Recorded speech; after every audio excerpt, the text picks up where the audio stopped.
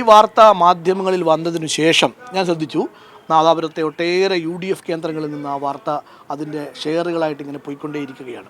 അപ്പോൾ യഥാർത്ഥത്തിൽ ആരാണ് ഇത്തരത്തിൽ പിതൃശൂന്യമായ ഒരു വാർത്തയ്ക്ക് പിറകിൽ എന്നത് ഗൗരവത്തോടെ ഈ വാർത്ത കൊടുത്ത മാധ്യമങ്ങൾ ആലോചിക്കേണ്ടതാണ്. നാദാപുരത്തിൻ്റെ ഏതു മേഖലയിൽ അങ്ങനെ ഒരു പോസ്റ്റർ വന്നാലും അതറിയാൻ കഴിയുന്ന, അങ്ങനെ ഒരു ഒട്ടിക്കപ്പെട്ടിരിക്കുമെന്ന് അറിയാൻ കഴിയുന്ന സംഘടനാപരമായ ബന്ധമുള്ള ആളുകളാണ് ഞങ്ങളെല്ലാം. പക്ഷേ ഞങ്ങളുടെ അന്വേഷണത്തിൽ അങ്ങനെയൊരു പോസ്റ്റർ നാദാപുരത്തെ ഒരു ഭാഗത്തും പ്രത്യക്ഷപ്പെട്ടിട്ടില്ല എന്നുള്ളതാണ് വാസ്തവം.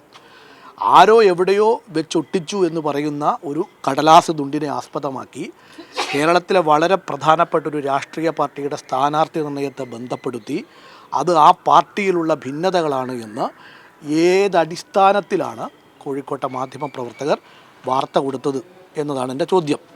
രണ്ടാമത്തെ കാര്യം, സ്ഥാനാർത്ഥിത്വവുമായി ബന്ധപ്പെട്ട ഒരു തരത്തിലുമുള്ള തർക്കങ്ങൾ CPIയിലില്ല എന്നുള്ളതാണ്.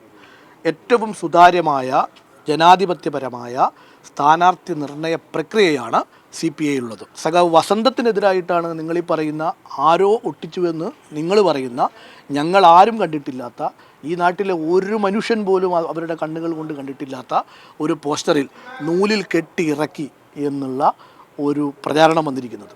വസ്ത്രത്തിനെക്കുറിച്ച് നിങ്ങൾക്ക് ആർക്കെങ്കിലും എന്തെങ്കിലും അറിയാമോ? അവർ വിദ്യാർത്ഥി സംഘടനാ കാലം മുതൽ കോഴിക്കോട്ടും കേരളത്തിലും സജീവമായ രാഷ്ട്രീയ പ്രവർത്തനം നടത്തുന്ന ആളാണ്. AISFൻ്റെ നേതാവായിരുന്നു, AIYF നേതാവായിരുന്നു. AIYFൻ്റെ എന്നല്ല, ഇന്ത്യയിലെ തന്നെ യുവജന പ്രസ്ഥാനങ്ങളുടെ ചരിത്രത്തിൽ ഇതുവരെ മറ്റാർക്കും മറികടക്കാൻ സാധിക്കാത്ത ഒരു വലിയ റെക്കോർഡാണ് വനിതാ മാർച്ച് എന്നത്. നിങ്ങളിപ്പോൾ കേട്ടിട്ട് പോലും ഉണ്ടാവില്ല. കാസർഗോഡ് മുതൽ തിരുവനന്തപുരം വരെ വനിതകൾ നടത്തിയ മാർച്ച്. ആ വനിതാ മാർച്ചിന് നേതൃത്വം കൊടുത്തത് രണ്ടുപേരാണ്. ഒന്ന് ക്യാപ്റ്റൻ സഖാവ് ആർ ലതാദേവി, അതിൻ്റെ വൈസ് ക്യാപ്റ്റനായി പ്രവർത്തിച്ച ആളാണ് അഡ്വക്കേറ്റ് P വസന്തം.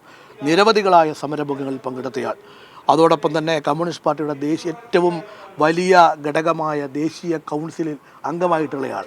അവരെയാണ് നാദാപുരത്ത് കെട്ടിയിറക്കിയെന്ന് പറയുന്നത്. നാദാപുരത്ത് ഇപ്പോഴും കെട്ടി ഉറപ്പിച്ച് വെച്ച ഒരു ബോർഡ് വസന്തത്തിൻ്റേതുണ്ട്. കഴിഞ്ഞ 38 വർഷമായിട്ട് നാദാപുരത്ത് കല്ലാച്ചി കോടതിയിൽ അഭിഭാഷകയായി കൂടി പ്രാക്ടീസ് ചെയ്യുന്ന ആളാണ്. ഇങ്ങനെയുള്ള ഒരാളിനെ കുറിച്ചൊക്കെ ഒരു വാർത്ത കൊടുക്കുമ്പോൾ അതിൽ എന്തെങ്കിലും ആധികാരികതയുണ്ടോ എന്ന് കുറേ കൂടി സമഗ്രമായിട്ട് പരിശോധിക്കപ്പെടേണ്ടതായിരുന്നു. ഒറ്റ മിനിറ്റ്, മറ്റൊരു കാര്യം കൂടി പറയാനുള്ളത്, ഈ വാർത്താ മാധ്യമങ്ങളിൽ വന്നതിനു ശേഷം ഞാൻ ശ്രദ്ധിച്ചു നാദാപുരത്തെ ഒട്ടേറെ UDF കേന്ദ്രങ്ങളിൽ നിന്ന് ആ വാർത്ത അതിൻ്റെ ഷെയറുകളായിട്ട് ഇങ്ങനെ പോയിക്കൊണ്ടേയിരിക്കുകയാണ്. അപ്പോൾ യഥാർത്ഥത്തിൽ ആരാണ് ഇത്തരത്തിൽ പിതൃശൂന്യമായ ഒരു വാർത്തയ്ക്ക് പിറകിൽ എന്നത് ഗൗരവത്തോടെ ഈ വാർത്ത കൊടുത്ത മാധ്യമങ്ങൾ ആലോചിക്കേണ്ടതാണ്. നാദാപുരത്ത് ഒരു സ്ഥാനാർത്ഥി ഒരു പേരിലേക്ക് എത്തിയിട്ടുണ്ടല്ലോ.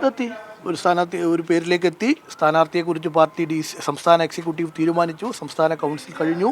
പക്ഷേ ഔദ്യോഗികമായി പ്രഖ്യാപിക്കാൻ പാടില്ലാത്തത് LDFൻ്റെ പൊതു തീരുമാനത്തിൻ്റെ ഭാഗമായിട്ടാണ്. ഔദ്യോഗികമായ പ്രഖ്യാപനം വരുന്നതിന് മുൻപ് തന്നെ സംസ്ഥാന സെക്രട്ടറിയുടെ ബന്ധുബലമല്ല നാദാപുരത്തിൻ്റെ മനസ്സറിയുന്ന ആളെയാണ് ഞങ്ങൾക്ക് വേണ്ടതെന്ന് പറഞ്ഞിട്ട് ഒരു പോസ്റ്റർ പ്രത്യക്ഷപ്പെടുന്നെങ്കിൽ അത് CPIക്കകത്ത് ആരെങ്കിലും ആവണ്ടേ?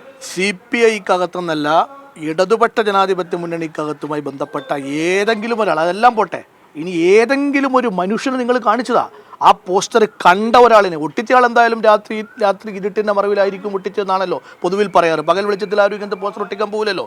എന്നാൽ ഇത് കണ്ട ഒരാളിനെ പറ്റി പറയൂ. നിങ്ങൾക്ക് കിട്ടിയിരിക്കുന്ന ഈ വാർത്തയുടെ സോഴ്സ് എവിടെയാണ്? നിങ്ങൾക്ക് ആരാണ് ഈ വാർത്ത തന്നത്? ആ വാർത്തയിൽ എവിടെയെങ്കിലും ഒരാൾ, നിങ്ങൾ അന്വേഷിച്ചോ, ഏതെങ്കിലും ഒരാൾ ഇങ്ങനെ ഒരു പോസ്റ്റർ കണ്ടിട്ടുണ്ടോ? വെറുതെ ഒരു ചുമരിൻ്റെ പുറത്ത് ഒട്ടിച്ചാണെന്ന് പറഞ്ഞൊരു ഫോട്ടോ എടുക്കുക, അത് നാട്ടിൽ മുഴുവൻ പ്രചരിപ്പിക്കുക. അല്ലെങ്കിൽ നിങ്ങൾ ആരെങ്കിലും ഷൂട്ട് ചെയ്താണോ ഈ പോസ്റ്റർ ഒട്ടിച്ച ചുമര് നിങ്ങൾ കാണിച്ചു തരാൻ പറ്റുമോ?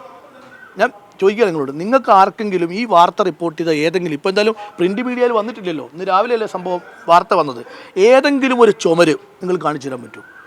എവിടെയെങ്കിലും ഒന്ന് കാണിച്ചു തരാൻ പറ്റുമോ? ഇത് അങ്ങേയറ്റം ഒരു തരത്തിലും വെറുതെ സംഘടനാപരമായി അല്ലെങ്കിൽ രാഷ്ട്രീയമായി കുറേ വിവാദങ്ങൾ ഉണ്ടാക്കാൻ വേണ്ടി ഇറങ്ങി പുറപ്പെട്ട ആരൊക്കെയോ ചേർന്ന് കുറേ കുബുദ്ധികളുടെ മനസ്സിലുണ്ടായിരിക്കുന്ന ഒരു ആശയം എന്നതിനേക്കാൾ അപ്പുറത്ത് ഒരു തരത്തിലും ഈ പോസ്റ്ററിനെ ഞങ്ങൾ മാനിക്കുന്നതേയില്ല.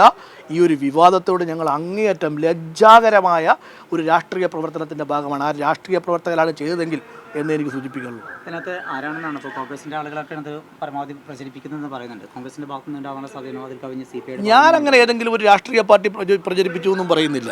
പക്ഷേ അത് ഈ വാർത്ത വന്നതിനു ശേഷം അതിൻ്റെ പ്രചാരകന്മാരായി കുറേയേറെ നാദാപുരത്ത് നമ്മുടെ സുഹൃത്തുക്കളെയൊക്കെ ആയിട്ടുള്ള കുറേ ആളുകൾ ഇത് ഏറ്റെടുത്തിട്ടുണ്ട്.